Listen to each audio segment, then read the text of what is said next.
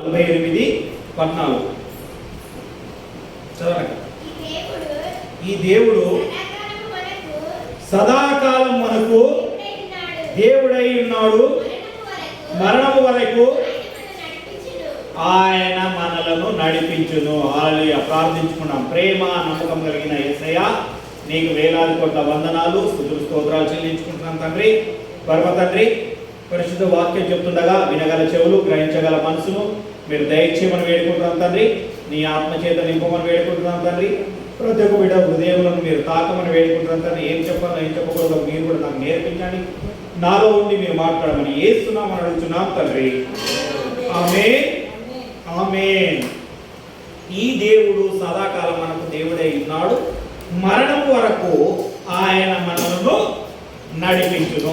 అందుకని నేను ఏం చెప్పిన, ఫస్ట్ ఎండింగ్ ఏం చెప్పిన, సదాకాలము చేయవలసినవి. హల్లెలూయా. అవునా కదా? ఏం చేయాలి మరి సదాకాలం? మరి దేవుడు ఏమంటున్నాడు ఇక్కడ, దావీదు గారు ఏమంటున్నాడు అంటే మరణం వరకు నడిపిస్తాడట. చాలామంది చేసేది దేవుని యొద్దకు వెళ్ళడానికి, ఉండడానికి. ఎఫ్ఎస్సి 3:21 చూడండి. మీకు 3:21 చూస్తే మీకు అర్థమవుతుంది. ఎఫ్ఎస్సి 3:21 ఇది మీకు త్వరగా ఇవ్వండి. ఈరోజు త్వరగా ముగిస్తాను, ఎందుకంటే ఈరోజు కొంచెం పనులు ఉన్నాయి, ఫ్యామిలీ పిడి చేయాలా.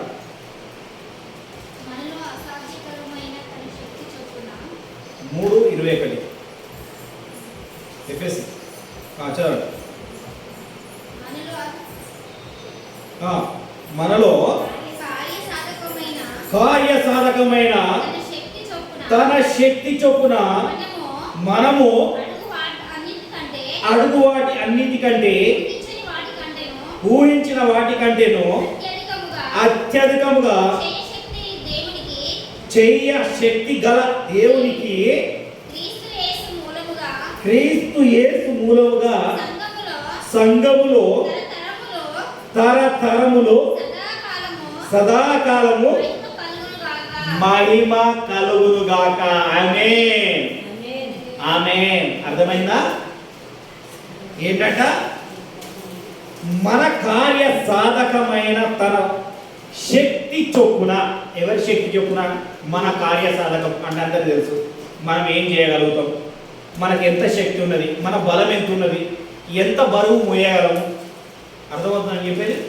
ఇప్పుడు ఏదైనా బరువు ఎత్తాలంటే ఒక బియ్యం బత్తం చూసుకున్నాం ఉదాహరణకు, ఓ 25 కిలోలు మొయ్యగలమా, 50 కిలోలు మొయ్యగలమా, 100 కిలోలు మొయ్యగలమా? అర్థమవుతుందని చెప్పేది. మోసేపడదు మన కార్య చాలా మన శక్తి కొలది. అర్థమవుతుంది? అర్థమైంది లేదా? ఇవి అందరు తెల్ల మొహాలు వేస్తే నాకేం అర్థమవుతలేదు. మీరు రెస్పాండ్ కాకపోతే ఎట్లా అవుతుంది నాకు తెలుస్తుంది. హల్లెలూయా, హల్లెలూయా, హల్లెలూయా, హల్లెలూయా.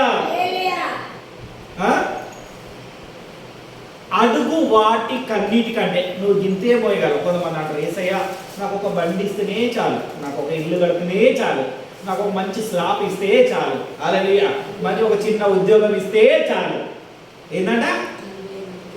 అడుగు వాటి కంటే అత్యధికంగా ఎవరు చేయగలవారు?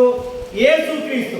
అక్కడ ఉంది, స్పష్టంగా రాసి ఉంది. ఏమున్నదంటే చూడండి, ఒకటి అడుగు వాటి అన్నిటికంటే ఊహించిన వాటి అన్నిటికంటే అత్యధికముగా చేయ శక్తి గల దేవునికి, శక్తి గల దేవునికి క్రీస్తు యేసు మూలంగా సంఘములో తరతరములు సదాకాలం మహిమ కలుగునుగాక. హల్లెలూయా.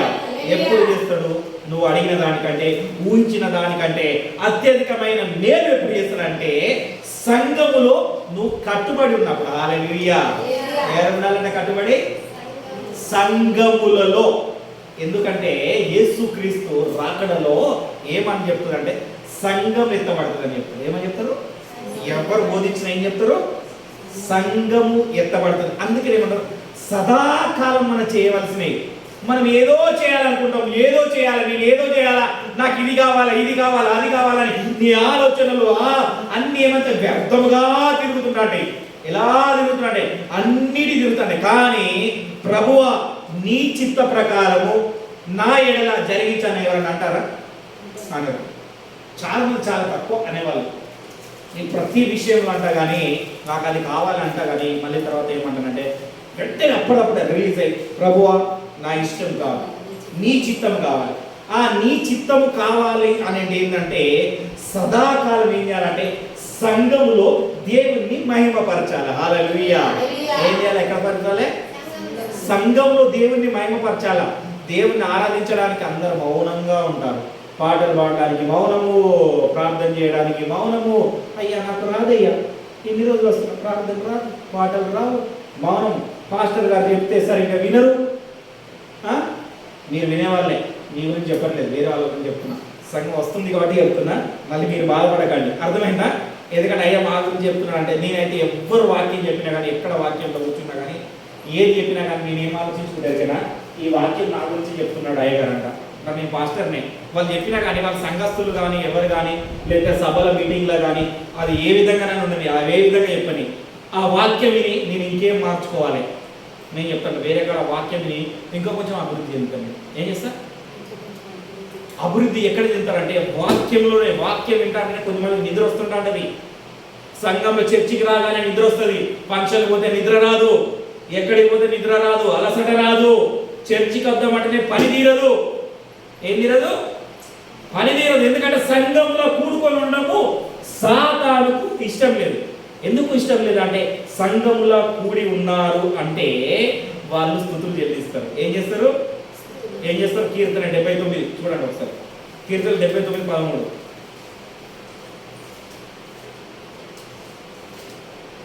ఇవాళ త్వరగా ఇవ్వాలి.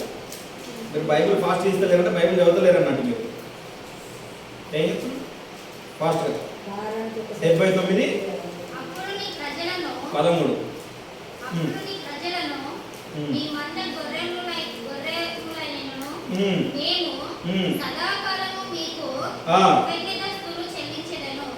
సదాకాలము నీకు అనగా దేవునికి కృతజ్ఞతాస్తుతులు చెల్లించుదము.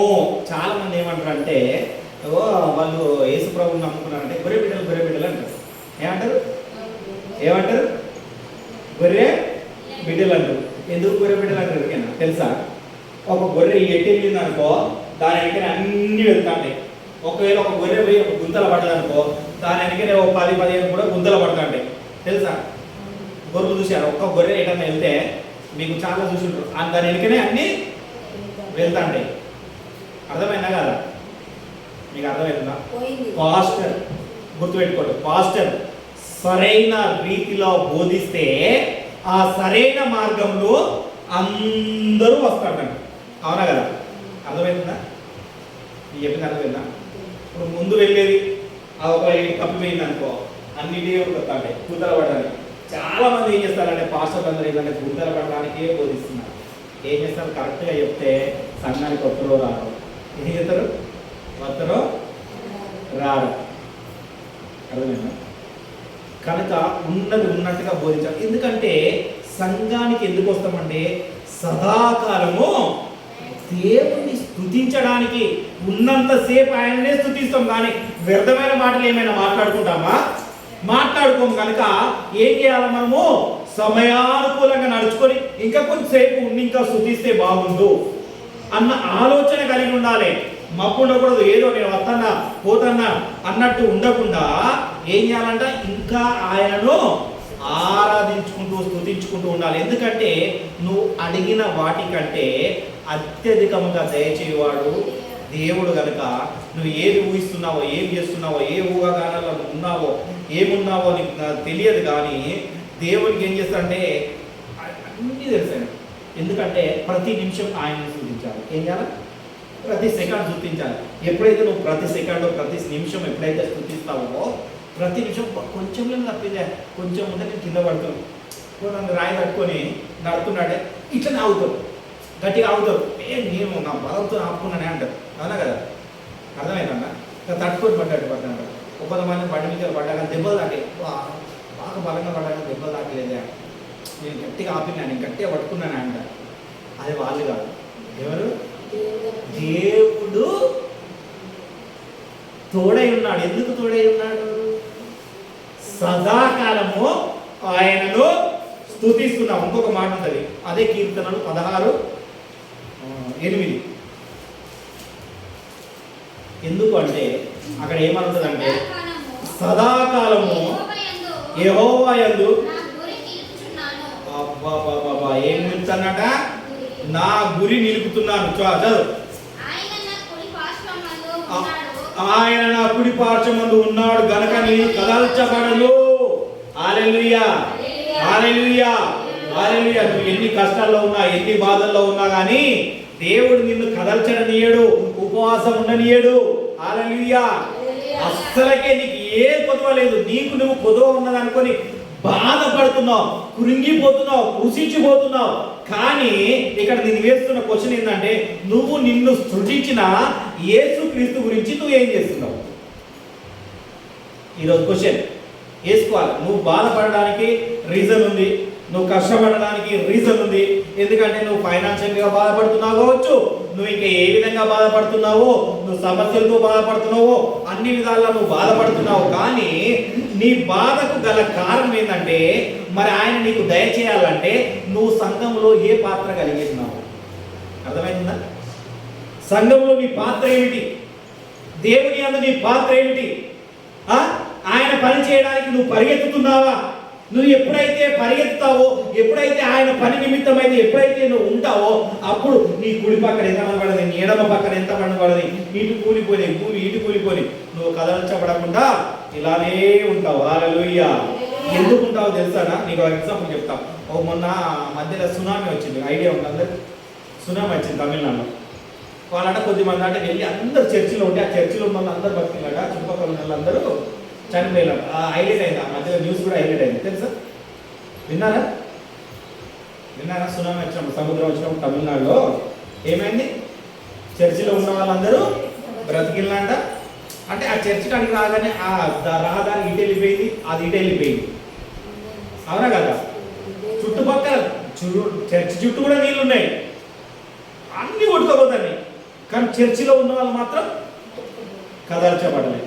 నేను కూడా చాలా విషయంలో నాకు వెళ్తున్నాను కూడా అన్ని నాకు ఎదురుగా వస్తుంటాయి, వెహికల్స్ కానీ డ్రైవింగ్ వెళ్తుంటాయి, అన్ని ఇట్లా దేవుడు వెంట వెంటనే తప్పిస్తాడు. మనం సాక్షి చెప్పిన కదా, వెంట వెంటనే తప్పిస్తాడు. ఎందుకు? సదాకాలం ఆయనతో నేను నివసిస్తున్నా. ఎవరి దగ్గర ఉంచిన నేను? యెహోవా యందు నా గురి నిలిపిన. యెహోవా యందు ఎప్పుడైతే నీ గురి నిలుపుతావో, నీ సమస్య యందు దేవుడు గురి నిలుపుతాడు. హల్లెలూయా. నువ్వు ఎప్పుడైతే దేవుని యొద్దకు రావడానికి ముందు అడిగిస్తావో, అప్పుడు ఏం చేస్తాడంటే దేవుడు కూడా నీకేం కావాలా? ఇల్లు కావాలా? ఓకే. ఉద్యోగం కావాలా? ఓకే. అనుగ్రహించబడదు. ఆమేన్ అంటాడు. ఏమంటాడు? ఆమేన్. నువ్వు కష్టపడకుండా నీకు అన్ని కావాలంటే ఎక్కడి నుండి వస్తాయి? మొదట కష్టపడితేనే కదా మనకు డబ్బులు వచ్చేది. మరి నువ్వు దేవుని యందు గురి నిలిపితేనే కదా దేవుడు నీకు సహాయం చేసేది. నువ్వు ఆయన యందు గురి నిలపకుండా దేవుడు నీకు సహాయం చేయాలంటే ఎక్కడ చేస్తాడు? సదాకాలం ఆయన యందు గురి నిలపాలి, సంఘంలో నీ పాత్ర పోషించాలి. ఎప్పుడైతే నువ్వు దేవుని బిడ్డలతో నీ పాత్ర పోషిస్తావో, అందరితో సహోదరులతో ఐక్యత కలిగి ఉంటావో, అప్పుడు ఏం చేస్తాడంటే నిన్ను నడపవలసిన త్రోవకు ఆయన నడిపిస్తూ ఉంటాడు. కొంచెం కొంచెం నడిపిస్తాడు. ఆడ 10 మెట్లు ఎక్కాలంటే ముందు ఒకటే మెట్లు ఎక్కిస్తాడు. హల్లెలూయా. ఏం చేస్తాడు? ఒకటే మెట్లు ఎక్కిస్తాడు. ఒకటేసారి 4-5 మెట్లు ఎక్కించింది అనుకో, మరి బ్యాలెన్స్ తప్పి నువ్వు పడిపోతావేమో. అలా ఉందా? ఒక్కొక్క మెట్టుగా ఎక్కాలి. అందరూ కూడా చెప్తారు సక్సెస్ అంటే ఏంటంటే మెట్లు లాంటిది భయ్యా, ఒక్కొక్క మెట్టు ఎక్కుంటూ వెళ్ళాలి. ఒకటేసారి 10 మెట్లు ఎక్కకూడదు అని చెప్తారు చాలా మంది. సక్సెస్ గురించి మెసేజ్ చెప్పే వాళ్ళు ఏం చేస్తారంటే అలా చెప్తున్నాను. అందుకనే దావీదు కూడా ఏం చేసిన అంటే మందిరాన్ని నిర్మించడానికి అన్ని చేయాలని చెప్పాడు. ఏం ఎందుకు? నేను తోడుండా నీకు. ఏముంటుందంటే ఇది 2వ సమూయేలు 2వ అధ్యాయం ఒక మాట ఉంటుంది చూడండి. 2వ సమూయేలు 9వ అధ్యాయం 7 నుండి చదువుకున్నాం. పూర్తిగా చదవడానికి ఏం లేదు కానీ 7:13 చదవండి. 7:13 చదవండి. 7 నుండి మీరు ఇంటికి వెళ్ళినాక చదవండి. 9వ అధ్యాయం 7 నుండి. అందుకు దావీదు, నీవు భయపడవద్దు, నీ తండ్రి అయిన యోనాతాను నిమిత్తము నిజంగా నేను నీకు ఉపకారం చూపి చదవకండి, నేను చెప్తున్నాను. ఎందుకంటే దావీదుతో మాట్లాడుతున్నాడు. ఇంకొక మాట ఇది ఎక్కడ ఉండాలి? ఒకసారి 7 13 చదవండి. 7 ఇదే సమయంలో 7:13 అతడు చదవండి. నా నామ ఘనత కొరకు ఆ. ఒక దినమును కట్టించును. ఒక మందిరమును కట్టించును, అతని రాజ్యము సింహాసనము నేను నిత్యము. స్థిరపరచెదను. హల్లెలూయా. ఎవరు స్థిరపరుస్తారు? దేవుడు. ఏం కట్టిస్తాడట? మందిరం అడుగుతున్నాడు దేవుడు. ఏమడిగాడు? ఎవరి ఘనత గురించి? మందిరములకు పాత నిబంధన కానీ కొత్త నిబంధన కానీ దేవుడు ప్రత్యేకమైన స్థానం ఇచ్చాడు. చాలా మంది తెలియదు. అర్థమైందా? మరి ఆ ప్రత్యేకమైన స్థానం ఇస్తే మన వాళ్ళు ఏం చేస్తున్నారంటే మందిరాలు కడుతున్నారు, బాగానే ఉంది, కానీ వాక్యాన్ని బోధించట్లేదు. ఏం బోధించట్లేదు? సత్యాన్ని బోధించాలా, సత్యమైన మార్గంలో నడవాలి. ఎందుకంటే యేసు ప్రభు కూడా వచ్చి మత్తయి సువార్త 28వ అధ్యాయం లాస్ట్ 20వ వచనంలో ఒక మాట అంటారు కదా, సదాకాలము. ఒకసారి చూడండి ఆ మాట. మందిరాన్ని భోజనం ఇది ఒక మాట చెప్పిన తర్వాత నేను చెప్తాను. 28-20 మత్తయి. నేను మీకు ఏ సంగతులను ఆజ్ఞాపించుతునో వాటిని అన్నిటినీ గైకొనవలనని వాటిని బోధించుడి. ఇదిగో నేను యుగ సమాప్తి వరకు సదాకాలం మీతో కూడా ఉన్నానని వారితో చెప్పాను. ఏంటంటే ఎక్కడ వరకు అన్నట? యుగ. మరి యుగ సమాప్తి వరకు ఎప్పుడు ఉంటాడు? నిత్యం. దావీదు గారు ఏమన్నాడంట? నిత్యము స్తుతించాలి. 16 ఏం చదివినాం? కీర్తనలు 16 ఏం చదివినాం? ఒకసారి చూడండి. ఎవరికి నిత్యం? ఎవరి యందు? యెహోవా యందు గురి నిల్పమంటే అందరు దేవుని యందు గురి కన్నాడు. కడుపు యందు. హల్లెలూయా. దేని యందు? నేనైతే ఉన్నది ఉన్నట్టుగా చెప్తున్నా. నా పిల్లలకి ఏం సంపాదించాలి ఏమని అస్సలు ఆలోచించాలి. ఏది? ఎవరి యందు నిలిపినా నా గురి ఆయన యందు నిలుపుతున్నా. దేవుడు సహాయం చేస్తూనే ఉన్నాడు. హల్లెలూయా. ఏది పొదవలేదు. హల్లెలూయా. ఎందుకంటే మొదట ఆయన యందు గురి నిలపాలి. హల్లెలూయా. ఎప్పుడైతే ఆయన ఏం చేస్తామంటే నేను మీకు ఏ సంగతులను ఆజ్ఞాపించుతున్నో ఆ సంగతులన్నిటిని వారికి అదే విధంగా నువ్వు బోధిస్తున్నావో ఆ బోధన సదాకాలం ఎప్పుడైతే ఇప్పుడు ఏ స్థితిలో అయితే స్టార్ట్ చేసినామో నేను మరణించే వరకు ఇదే బోధను కంటిన్యూగా చేస్తూ ఎప్పుడైతే బోధిస్తానో ఆ బోధ ఎప్పుడైతే నిలకడగా ఉంటారో అప్పుడు ఏంటంట ఎవరి ఎంతో ఉన్నట్టు ఆయన గురిని నిలుపుతున్నా. అప్పుడే నాకు ఏం కావాలన్నీ వచ్చేస్తాంటే. హల్లెలూయా. ఎందుకంటే సంఘంలో నా పాత్ర పోషించవలసింది నేను పోషిస్తున్నా. అప్పుడే. ఎందుకంటే ఆ పోషణ మనకు ఎప్పుడైతే మనకు వస్తుందో అప్పుడు దేవుడు ఆటోమేటిక్గా మన కార్యంలో ఏది కావాలన్నది నీకేం కావాలి. Okay right. ఏమంటాడు? రైట్. మార్కులు ఎత్తాడు అనమాట. దేవుడు ఇస్తాడు, మార్క్ వేస్తాడు, రైట్ వేస్తాడు. 100కి 100 మార్కులు వచ్చినాయా? 35 వస్తే పాసు. 100కి ఎన్ని పిల్లలకు? 35 వస్తే పాసు. మరి నీకెందుకు రావాలి? హల్లెలూయా. నీకు కూడా 35 అని వస్తున్నాయా రావట్లేదా? ఎందుకంటే ఆయన ఆలోచన సదాకాలం ఉంటుంది. ఎప్పుడుంటుంది? ఇప్పుడు రేపు కాదు. నిన్న నేడు నిరంతరం మారడు.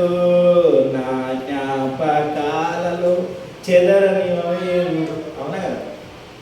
దేవుడు ఆనాడు ఇజ్రాయేలుకు ఏదైతే చెప్పి ఏ రాజ్యాన్ని అయితే ఇస్తానన్నాడో ఏమైతే చెప్పి వాళ్ళను ఐగుప్తులో నుండి తీసుకొచ్చాడో నిన్ను కూడా ఐగుప్తులో నుండి ఆయన రాజ్యంలో నిలుపుటకు ఆయన కూడా నిన్ను తీసుకొస్తున్నాడు. ఎందుకు?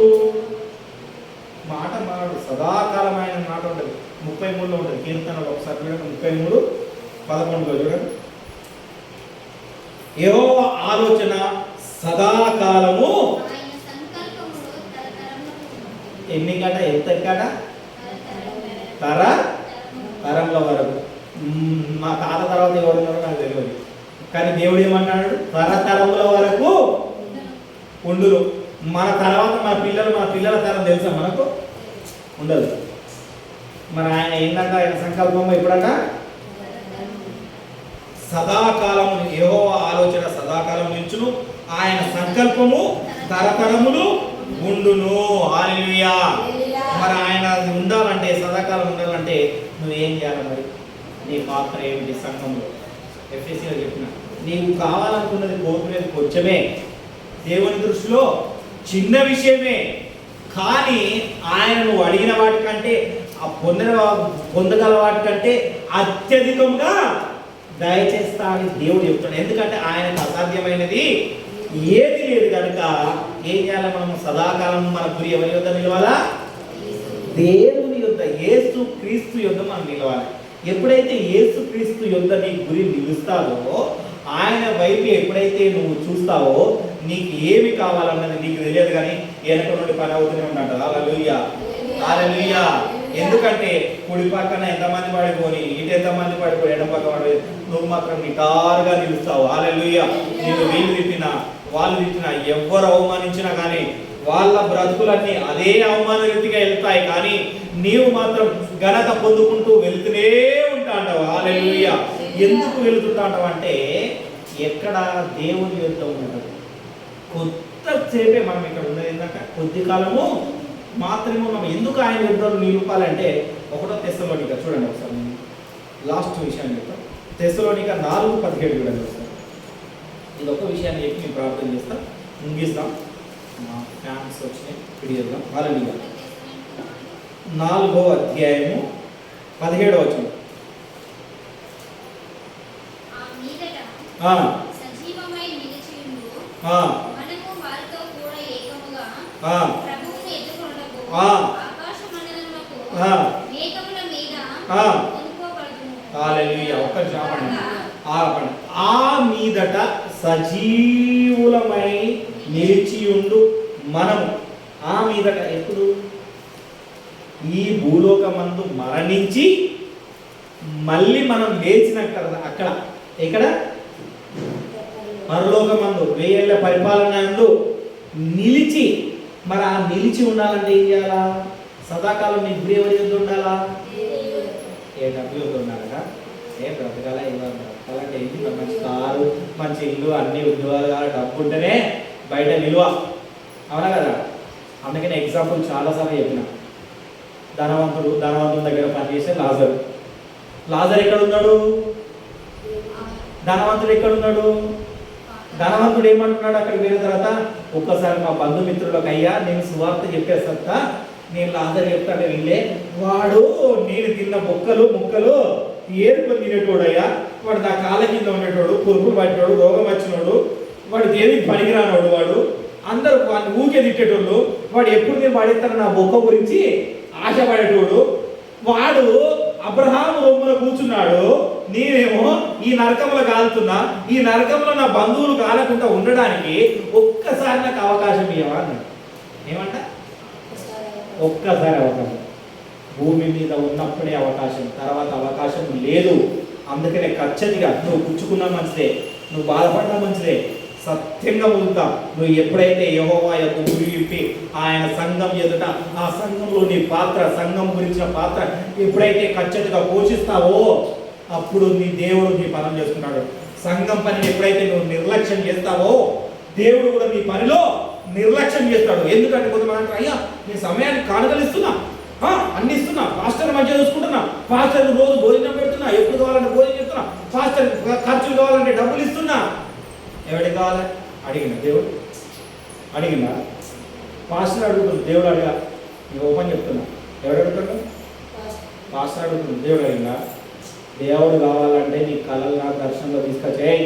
అక్కడికి వెళ్ళి ఒక సేవకుడు అట డబ్బులు లేకుండా బాధపడుతున్నాడు. రైల్వే స్టేషన్కి వెళ్ళినప్పుడు ఏం చేసిందంట, వెళ్ళి అక్కడ ఉన్న టికెట్ కూడా తీసుకోకుండా ఉన్నప్పుడు ఏం చేసిందంట, డబ్బులు లేవని ప్రార్థన చేస్తున్నట్టు ఎవరికి అడగలే, ఫోన్ చేయలే, ఎవరికి అడగలే. డబ్బులు లేవని ఆయన ప్రార్థన చేసుకున్నాడు. ట్రైనే కదా మరి ఎట్లా ఎక్కుదాం, మరి ఎట్లా జనరల్ అన్నీ ఎక్కిపోదాం ఇక అని ఆయన అనుకుంటాడు. ఏమనుకున్నాడు? జనరల్ అన్నా ఎక్కిపోదాంలే అనుకున్నా. అంటే ఒక దేవుడు విశ్వాసుల సంఘము, ఒక విశ్వాసులు వచ్చి వాళ్ళు దేవుని యందు పరిశుద్ధులుగా ఉన్నవాళ్ళు కాబట్టి దేవుడు వాళ్ళతో కూడా మాట్లాడండి. ఆడ పాస్టర్ ఉన్నాడు, మీ దాంట్లో ఒక మనిషి రాలేదు కదా, మీరు రిజర్వేషన్లో తీసుకెళ్ళండి, ఆయనకు బదులు ఈయన పెట్టండి. ఏంటంటే ఎక్కడ తీసుకోవాలా? రిజర్వేషన్ దాంట్లో తీసుకెళ్ళాలి. ఆయన దాంట్లో పెట్టిండు. ఏం చేసిండు? దేవుడు మాట్లాడాడు. డబ్బులు అడిగిందా? ఏడడిగిండు? గురి యొద్దకు తీసుకెళ్ళడానికి దేవుడు ఏ విధంగా ఆయన చేస్తాడు. అందుకనే ఆయనకు అసాధ్యమైనది ఎఫెసీయుల 3:21 ఏం చేసినాము, ఆయనకు అసాధ్యమైనది ఏమైనా ఉన్నదా? లేదు. నువ్వు అడిగేది కొంచెమే, ఆయన దృష్టిలో నువ్వు ఏది అడిగినా ఏం చేసినా అది చిన్నదే. కానీ ఆయన దృష్టిలో అంతకంటే గొప్పగా నీకు ఇవ్వడానికి ఆయన చూస్తున్నాడు. కానీ నీ పాత్ర ఏమిటి? సంఘములో నువ్వు ఏ విధంగా ఉంటున్నావు? హల్లెలూయా. దేవునికి భయపడుతున్నావా? దేవునికి భయపడతలేవా? నామకార్థంగా జీవిస్తున్నావా? ఏ విధంగా నువ్వు జీవిస్తున్నావు? ఉన్నంతసేపే దేవునికి స్తోత్రం చెబుతున్నావా? తర్వాత నీ జీవితం నీ ఇష్టం వచ్చినట్టుగా సాగిస్తున్నావా? అవన్నీ చూడాలి. హల్లెలూయా. అవన్నీ దేవుడు చూస్తాడు. ఆయన ప్రతి విషయంలో అంట ఒక చెప్పేది అంటే దేవుడు అంట మంచి మ్యాథమెటిక్స్ టీచర్ అంట. ఏంటంట? Mathematics teacher. దానికి నేను 100% సపోర్ట్ ఇస్తాను. ఎందుకంటే దేవుడు ఏం చేస్తాడు అడిగినా, దేవుడి పని చేయకపోతే నీకు రూపాయి ఖర్చు పెట్టేదాకా 10 రూపాయలు ఖర్చు పెట్టిస్తాడు. ఏం చెప్తాడు? ఏం లేదు, మొత్తం భయం కలిగిస్తాడు. ఏమైనా హాస్పిటల్లో పెట్టాలి, లేదా ప్రయాణంలో పెట్టాలి, ఫంక్షన్లో పెట్టాలి, అన్నిటికీ పెట్టాలి. ఎందుకంటే లెక్కేస్తాడు. వడ్డీలకు వడ్డీలు ఇస్తాడు ఆయన. చక్ర వడ్డీ, ఇంకేదో వడ్డీలు ఉంటాయి చూడు, ఆ వడ్డీలన్నీ వేస్తున్నాడు దేవుడు. ఏం చేస్తాడు? ఎందుకంటే ఆయన ఎద్దు నీ గురి నిలుపుతలు. ఆయన ఏదో ఇవ్వమంటలేడు, డబ్బులు కావాలనట్లేదు. దేవుడు ఎప్పుడైనా డబ్బులు అడగడు, ఏం అడగట్లేదు. నీ హృదయాన్ని మాత్రమే అడుగుతున్నాడు. హల్లెలూయా. ఏం అడుగుతున్నాడు? హృదయాన్ని అడుగుతున్నాడు. అందుకనే ఏంటంటే యేసు ప్రభు కాలంలో యేసు ప్రభు అందరు కానుకలు వేసాక కూర్చున్నాడు. ధనవంతులు అందరూ వాళ్ళ కలిగిన అన్ని వేస్తున్నారు. ఏం చెప్తున్నారు? కలిగిన అన్ని ఎత్తంటే ఒక బీద విధవాళ్ళు వచ్చి 2 కాసులు మాత్రం వేసింది. దేవుడు ఏం చేసిండు ఎక్కడైనా 2 కాసులకు విడలే, హృదయాన్ని చూసిండు. హల్లెలూయా. హల్లెలూయా. అందుకని ఏలియా కూడా ఏం చేసిండు? ఆ ఎవ్వరి దగ్గరికి వెళ్ళాలని వెళ్ళొచ్చు, వెళ్ళినా సారపతు విధవరాలు ఒక్కటే చేసుకొని ఇక మేము నా కొడుకు తిరిగి చచ్చిపోతామయ్యా, మేము మాకేమద్దు అని అనుకుంటా అంటే ఆమె ప్రార్థన చేస్తున్నాడు. దేవుడు ఏం చేసిండు? ఆమె హృదయాన్ని చూసిండు. నీ హృదయం ఎవరైనా నిలుపుతున్నావు. అందుకనే దావీదుకారుడు ఏమంటున్నాడంటే ఆయన యందు ఆయన హృదయం అయితే ఎప్పుడైతే నిలిపాడో ఆయనకు ఒక మాట చెప్పిండు, నా మందిరము నువ్వు కట్టదు. ఎవరు కట్టద్దు? నీ కొడుకు కట్టదు. అన్నీ స్థిరపరచు. ఏం చేయాలా? రాయి తీసుకురచ్చిండు, పెట్టిండు, అన్ని పెట్టిండు. ఆయన వచ్చి ఏం చేయాలంటే వాళ్ళ కొడుకు వచ్చి సొలొమోను వచ్చి సూపర్వైజర్ ఏం చేసిండు? సూపర్వైజర్ చేసిండు. అంతే. కట్టరా అంటే పాత్ర ఎవరిది పోషిస్తుందో? సొలొమోనుదే పాత్ర. కానీ దాన్ని వెనక పని చేసేది ఎవరు? దావీదు. ఎందుకు? నీవు. అందుకని ఇప్పుడు ఏం చెప్పినాను? సమయాలు ఏం చేసినా, నా మందిరము ఒక దినము నా మందిరము కట్టేదవు. మందిరానికి ప్రాధాన్యత ఇస్తున్నాడు దేవుడు. మరి సంఘంలో నీ పాత్ర ఏంటి? సంతాకాలము చేయవలసినవి మనం అన్ని రెగ్యులర్గా రాసి పెట్టుకోవాలి. అందుకని నేను నోట్స్ తీసుకొస్తాను, తీసుకురాలి. మరి మర్చిపోయాను ఈరోజు కూడా. ఆడ లేవాట అడిగినా కానీ అక్కడ వైట్ నోట్స్ లేవాట. ఈసారి ముందుగా వెళ్ళేటప్పుడైతే కొనుక్కొని పెట్టాలి. ఎందుకంటే మన పాత్ర ఏంటి? సంఘం. ఎందుకంటే ఎత్తబడే సంఘంలో ఉన్నామంటే ఇక్కడ తెస్సలోనిక 4:17 ఏమంటారా? ఆ మీదట సజీవులై నిలిచి ఉండటకు మనము వారితో కూడా ఏకముగా ప్రభువును ఎదుర్కొన్నటకు ఆకాశ మండలము మేఘం మీదికి కొనిపోవలబడుదుము. కాగా మనము సదాకాలము ప్రభుతో కూడా ఉన్నాం. హల్లెలూయా. చెప్పలేకపోయినా ఎవరితో ఉన్నామట?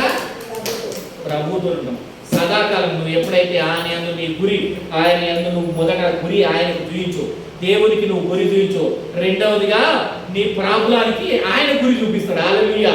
ఉద్యోగం కావాలన్నా, ఇల్లు కావాలన్నా, ఏం కావాలి? ఆయన గురి ఎప్పుడు పెడతాడు? మొదట నువ్వు ఆయన మీద ఎప్పుడైతే గురి, ఆయన పనికి ఎప్పుడైతే నువ్వు ప్రశంసిస్తావో, పరిగెత్తుతుంటావో, అప్పుడు ఏం చేస్తాడు? దేవుడి పని ఆయన చేసుకున్నాడు. సదాకాలం ఆయన ఎప్పుడైతే తీస్తాడో. అందుకని మనం వాక్యం చనిపోయిన కాడ ఏం చెప్తారంటే ప్రభునందు మృతులైన వారు మొదటగా లేతురు. అవునా కదా? అవునా కదా? ఎందుకు ఈ మాట చెప్తారు? ఎందుకు ఈ మాట రాయబడింది బైబిల్లో? సదాకాలం ఆయనతో ఉండడానికి. ఇవాళ రేపు 2 రోజులు కాదు. ఇది నీ జీవితం ఎంత మాట 80, 100, 120. ఈ 120 తర్వాత మళ్ళీ ఏం లేదు. కానీ నువ్వు సదాకాలం ఎవరితో కలిసి ఉండాలి? ఈ దేవుడితో కలిసి ఉండాలి. దేవుడితో కలిసి ఉండాలంటే ఏంటంటే ఇక్కడ నువ్వు ఏం చేస్తున్నావు అంటే ఇక్కడ పరీక్ష రాస్తున్నావు. ఏం రాస్తున్నావు? పరీక్ష రాస్తున్నావు, నీకు ఒక ఉద్యోగం కావాలి, నువ్వు 10వ తరగతి చదివి 11వ క్లాస్ వెళ్ళాలి, ఇంటర్మీడియట్ చదవాలి, ఇంటర్మీడియట్ తర్వాత డిగ్రీకి వెళ్ళాలి, డిగ్రీ తర్వాత పీజీకి వెళ్ళాలా, అవునా కదా? ఒకటి స్టెప్ బై స్టెప్ ఉన్ననే ఉన్నాయి. ఒకదానికి వెళ్ళాలంటే నువ్వు చదువుకున్న చదువుకో ఒకనాడు ఏం చేయాలా? ఎగ్జామ్ రాయాలా. ఏం రాయాలా? ఆ ఎగ్జామ్ అన్నది ఆయన ఎదుట నిలబడడం. హల్లెలూయా. యేసుక్రీస్తు ఎదుట నువ్వు నిలబడకూడదు, డైరెక్ట్ పాస్ అయ్యి వెళ్ళిపోవాలి. ఆయన పక్కన కూర్చోవాలి, కుడి పార్శ్వంలో కూర్చోవాలి. ఎప్పుడు కూర్చుంటావు అంటే నీ గురి ఎవరి యుద్ధ ఉండాలి. దావీదు అందుకని అన్నాడు ఏమంటే సదాకాలం 16 ఒకసారి 16 జరగండి ఒకసారి. లాస్ట్ ఏ మాట చెప్పి నేను ముగిస్తాను, ప్రార్థించుకున్నాం. కీర్తనలు 16:8. సదాకాలం యెహోవా యందు నా గురి నిలుపుదును, ఆయన నా కుడి పార్శ్వమందు ఉన్నాడు గనుక నేను కదల్చబడను. ఎక్కడ ఉన్నాడంట? కుడి పార్శ్వం. మీరు చూసుకోవాలి, మీ పక్కన ఎవరున్నారు? అయ్యో నా పక్కన ఎవరు లేరయ్యా అనుకున్నా, నీ మనోనేత్రములతో చూడాలి. ఎవరితో చూడాలా? ఎందుకంటే ఆయన ఉన్నాడు, పట్టుకున్నాడు, నిన్ను ఎట్టు పడదీయడు. మీరు అనుకున్నాడు, చాలా మంది అనుకున్నాడు, కానీ ఆయన యందు నువ్వు ఎప్పుడైతే గురి నిలుపుతావో ఆయన అస్సలు పడిపోయాడు, ఎక్కడికి పడిపోయాడు. చిన్న చిన్న సమస్యలు వచ్చినా కానీ, ఎప్పుడైతే ఎంత సమస్య, అంత పెద్ద యోగం, అంత పెద్ద సమస్య కలిగినా కానీ యెహోవా ఇచ్చెను, యెహోవా తీసుకుపోయాడు, ఆయనకి మహిమ కలుగునుగాక. ఏమన్నాడు? ఏడుస్తున్నాడు, యెహోవా ఇచ్చెను, యెహోవా తీసుకోవాలి అన్నాడా? నేను కూడా అంతే. ఎప్పుడైతే ఆ మాట చెప్తామో దేవుడు ఏం చేస్తాడంటే, ఎందుకంటే ఆయన యందు నువ్వు గురి నిలిపినావు. హల్లెలూయా. అందుకనే రోజు వెళ్తాడు. కొంతమంది స్కూల్కి రోజు వెళ్తేనే టీచర్ చెప్పి తెలుస్తుంది. సంఘానికి ప్రతి వారం రావాలి, ఆయనతో ఉండాలి, సంఘంలో కలవాలి, కలిస్తేనే. అందుకని ఏమన్నాడు? ఎఫ్ఎస్సి మళ్ళీ ఒకసారి చూడండి, ఎఫ్ఎస్సి 33:21 లాస్ట్గా చెప్పి నేను ముగిస్తాను. 21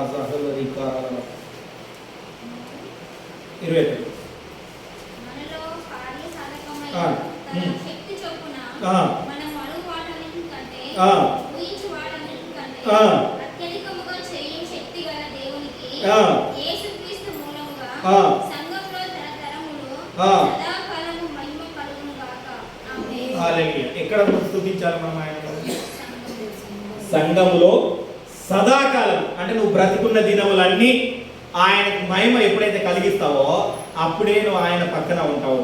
కనుక మన సంఘంలో మన పాత్ర ఏమిటి, సంఘంలో ఉండవలసిన మన పోషణ ఏమిటి అన్నది మనం ఒకసారి మనమే చేసుకోవాలి. అందుకనే అందరం ప్రార్థించుకున్నాం. ఒక్కసారి ఆలోచించుకోండి, యేసయ్యా ఇప్పుడు ఇన్ని రోజులు ఏమో జరిగింది, అవన్నీ గతాన్ని తండ్రి, ఇప్పుడు విషయం నుండి అయినా సంఘంలో సదాకాలం నేను స్తుతిస్తా అని ఎప్పుడైతే నువ్వు ఆయన